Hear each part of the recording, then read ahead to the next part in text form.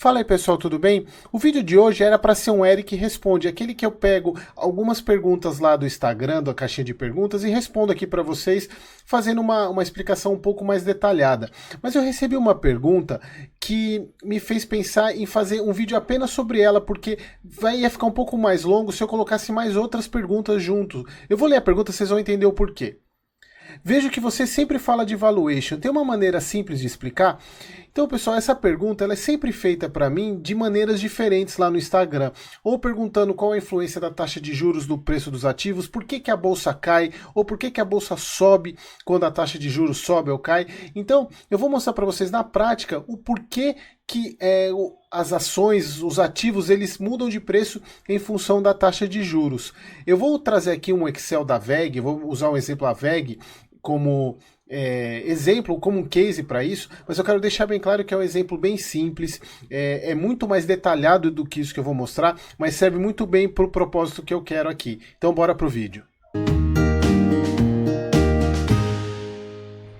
Pessoal, eu montei uma planilhazinha do Excel para ficar mais fácil para vocês entenderem. Mas assim, não é a pergunta, por mais que ela peça uma maneira simples, mas não é tão simples porque precisa ter alguns conhecimentos de matemática financeira. Então, pessoal, eu estou pegando aqui, eu vou fazer a da VEG para vocês terem uma noção, é bem simples essa conta. O que eu vou precisar? A taxa de crescimento, por quê? Eu vou pegar o fluxo de caixa, como é que é baseado o valuation? Eu projeto os fluxos de caixa da empresa, depois eu trago eles a valor presente, descontando uma taxa, divido pelo número de ações e eu chego ao valor justo. Então a primeira fase é eu projetar o fluxo de caixa para o futuro. Então eu vou precisar de uma taxa de crescimento, porque aí eu vou pegar o fluxo de caixa do ano zero, que eu considero 2022, que é o último fluxo de caixa fechado, vou projetar para o ano 1, 2, 3, 4, e o 5 aqui é como se fosse a perpetuidade, porque eu não sei quanto tempo, senão eu vou ficar projetando fluxo de caixa até o resto da vida. Então eu tenho uma fórmula para projetar para perpetuidade, que inclusive eu vou precisar de uma taxa de crescimento na perpetuidade também. E vou precisar da taxa de desconto, porque lembra que eu falei, o cálculo do valuation é eu levar os fluxos de caixa, projetar e trazer eles a valor presente descontando uma taxa, que também essa taxa é conhecida como WACC, mas eu não vou entrar nesse detalhe aqui. Mas a taxa de desconto, eu preciso dela para eu poder trazer, descontar os fluxos de caixa valor presente e chegar e dividir pelo número de ações. Bom, eu até já peguei aqui o número de ações, mas vamos pegar as informações aqui. Então, onde é que eu vou pegar a taxa de crescimento? Vamos lá no Status Invest, que tem as informações que a gente precisa. Vamos lá, pessoal, entrei aqui no site da VEG. Então, olha só, onde que a gente vai pegar o crescimento? Tem aqui, ó, é o CAGR. Tem aqui, tá vendo o CAGR? Compound Annual Growth Rate, ou taxa de crescimento anual composta. Está escrito aqui, a taxa de retorno necessária para o investimento crescer do seu saldo inicial para o seu saldo final. Vamos pegar o CAGR lucros aqui, ele está colocando, vamos pegar a média dos últimos 5 anos, vamos abrir a janelinha aqui, ó. 16,99 é a média de crescimento da VEG. Então vamos usar esse valor aqui, de 17%. Vamos voltar lá para o Excel. Então vamos colocar aqui, 0,17. Então agora a gente já tem a taxa de crescimento. E quanto que a gente vai colocar de taxa de desconto? Vamos pensar, vamos simular que ela a taxa de desconto vai ser de 6%. Essa taxa, pessoal, ela é calculada, por isso que eu falei, esse é o ponto mais complexo da fórmula, que é calcular o WACC, que é a taxa de desconto, mas vamos supor que seja 6%, 0,06%. E a taxa de crescimento da perpetuidade, como eu falei, eu preciso estipular uma taxa que ela vai crescer a partir do quarto período aqui. Então, eu vou estimular que ela vai crescer 3%, 0,03%. Ok, então eu já cheguei nas taxas. Agora, como é que a gente pega os fluxos de caixa? A gente vai precisar do fluxo de caixa de 2022. Vamos voltar lá no Status Invest. A gente vem aqui em contábil, aí ele desce aqui, olha aqui. A parte de fluxo de caixa. A gente tem que usar fluxo de caixa livre, é esse valor aqui. Então, olha só, o fluxo de caixa livre de 2022 foi de 1.636,54. Vamos pegar lá no Excel. 1.636. Olha só, pessoal, aqui eu já fiz o cálculo, pessoal, porque eu já tinha colocado as fórmulas. A fórmula, como eu falei para vocês, a fórmula para trazer para valor presente é o valor futuro dividido por 1 mais a taxa de desconto, que é essa taxa aqui, elevado ao período. Então, o fluxo de caixa do período zero é o mesmo, é o mesmo. Agora eu vou pegar o valor do fluxo de caixa do ano 1, que eu fiz o crescimento. Como é que eu cheguei nesses valores aqui?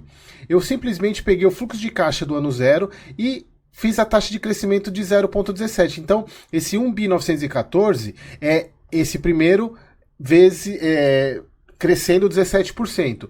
O do ano 2 é a mesma coisa, tá vendo só? Eu mantive aqui eu travei a fórmula do C3, que é o 17%, e aí eu fui fazendo o crescimento deles. Então, o fluxo de caixa que ele cresceu até o ano 4, 17% ao ano. E aí o que eu fiz? Eu peguei esses fluxos de caixa e trouxe a valor presente. É só eu pegar o valor do fluxo de caixa, aqui, eu usar essa formulazinha aqui, dividir por 1 mais a taxa de desconto elevado ao período. No caso, o período do primeiro é o primeiro ano, depois o segundo ano, terceiro ano, quarto ano. Aí eu chego no quinto período aqui, que seria a perpetuidade, simplesmente eu replico o valor do último fluxo de caixa que eu tenho, e aí eu uso uma fórmula aqui. Pessoal, eu não vou entrar em detalhe nessa fórmula, porque se vocês quiserem, deixa aqui nos comentários que eu libero essa planilha para vocês aqui na descrição, mas é só se vocês colocarem nos comentários, tá? E aí é uma fórmula que ela usa em conta a taxa de crescimento da perpetuidade, ela entra aqui nesse ponto. Aí também eu preciso fazer a diferença entre a taxa de desconto e a taxa de crescimento da perpetuidade. Então eu chego num fluxo de caixa de 18 bi na perpetuidade. O que eu faço? Eu chego e somo os valores de fluxo de caixa, somo os valores dos todos os fluxos de caixa.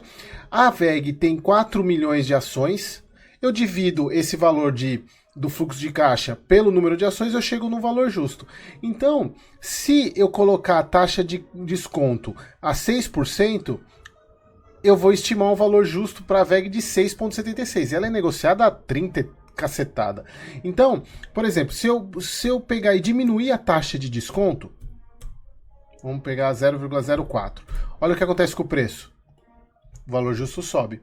E aí, pessoal, aqui é mais uma questão de simulação aqui, mas se vocês observarem, a VEG ela está sendo negociada a 37,75. Então, isso também mostra também por que a VEG sempre foi considerada cara, porque qualquer fluxo de qualquer valuation que você faz, dificilmente você chega no preço que ela está sendo negociada.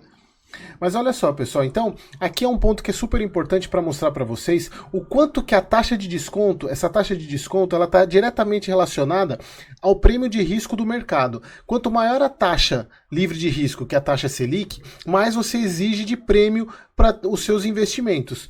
Então, por exemplo, se eu colocasse a taxa de desconto, a taxa Selic, 13,75, o valor justo de VEG, 2,21. Então vejam só como essa taxa de desconto, que ela está diretamente relacionada à taxa básica de juros, ela influencia os ativos da bolsa. Quanto maior a taxa de juros, maior é a taxa que eu vou exigir de desconto para trazer os fluxos de caixa a valor presente. E o inverso é verdadeiro. Por exemplo, se a taxa for 0,04, o preço de VEG já vai para 22,70. Entenderam? Então, pessoal, esse foi um exemplo simples de mostrar como é que a gente faz o valuation de uma empresa. É claro que tem muito mais contas a fazer. A taxa de desconto você leva muito mais outros pontos para trazer, para fazer de contas, mas o que é importante de mostrar, vejam que tanto a taxa de crescimento, quanto a taxa de crescimento na perpetuidade, quanto a taxa de desconto são avaliações subjetivas. Cada analista, ele usa premissas próprias, por isso que você vai encontrar preços de ações da mesma ação, diferentes em diferentes casas de análise, porque cada analista tem suas premissas. Mas o que é importante vocês entenderem aqui é o racional da conta, o efeito que a taxa de juros causa nos ativos. Independentemente do analista que estiver fazendo, subiu a taxa de juros, o ativo cai. Caiu a taxa de juros, o preço dos ativos sobe. Isso vale tanto para fundo imobiliário quanto para as ações. Então, pessoal, espero que vocês tenham gostado do vídeo. Na quinta-feira tem o Eric Responde mais completo, tá bom? Aquele abraço!